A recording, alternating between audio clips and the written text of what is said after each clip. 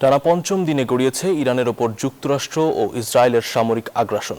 ইরানের ১৫৩টি শহরের ৫ শতাধিক স্থানে হামলা হয়েছে অন্তত ১,০০০-এর বেশিবার। নিহতের সংখ্যা বেড়ে দাঁড়িয়েছে ৭৮৭ জনে।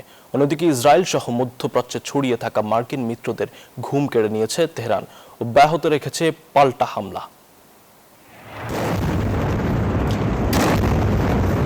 মুহুর্মুহু ক্ষেপণাস্ত্র ধেয়ে আসছে তেহরানে, আছড়ে পড়ছে সামরিক ও বেসামরিক স্থাপনায়। ইরানে যুক্তরাষ্ট্র ও ইসরায়েলের আগ্রাসনের চতুর্থ দিন। সর্বশেষ দেশটির তেহরান, শিল্পনগরী ইস্পাহান, দক্ষিণাঞ্চলের বুসেহার ও কারমেন প্রদেশে হামলা হয়। ক্ষতিগ্রস্ত সামরিক ও বেসামরিক সহ সাংস্কৃতিক স্থাপনা ও জাতিসংঘের ইউনেস্কো স্বীকৃত গোলেস্তান প্রাসাদও। ২ দফা হামলা হয়েছে তেহরানের পারমাণবিক কর্মসূচি কেন্দ্র নাতানজে।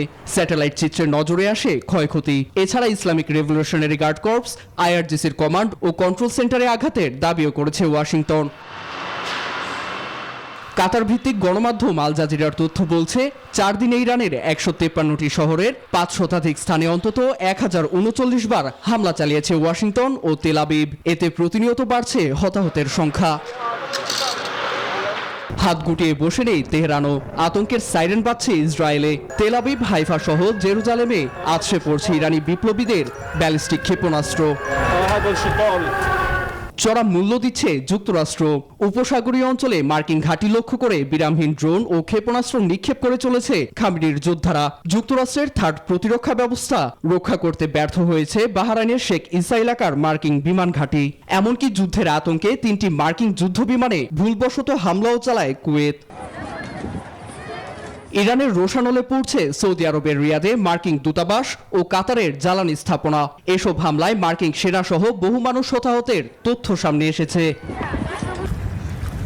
চলমান পরিস্থিতি আরও উত্তপ্ত হবে বলে হুঁশিয়ারি দিয়েছে যুক্তরাষ্ট্র। প্রয়োজনে দেশটিতে স্থল হামলার ইঙ্গিতও দিয়েছেন মার্কিন প্রেসিডেন্ট ডোনাল্ড ট্রাম্প। ইরানও প্রস্তুত তার সমস্ত শক্তি নিয়ে। এমন পরিস্থিতিতে যুদ্ধ কতদূর গড়াবে তা অনিশ্চিত। যুক্তরাষ্ট্র ও ইসরায়েল অবশ্য দম্ভ করে বলেছে, সংঘাত বেশি দিন দীর্ঘায়িত করতে চায় না তারা। নীরব দাস, নিউজ 24। বিকাশ পেমেন্টে 10,000 টাকার বেশি অফার। শপিং চলছে তো।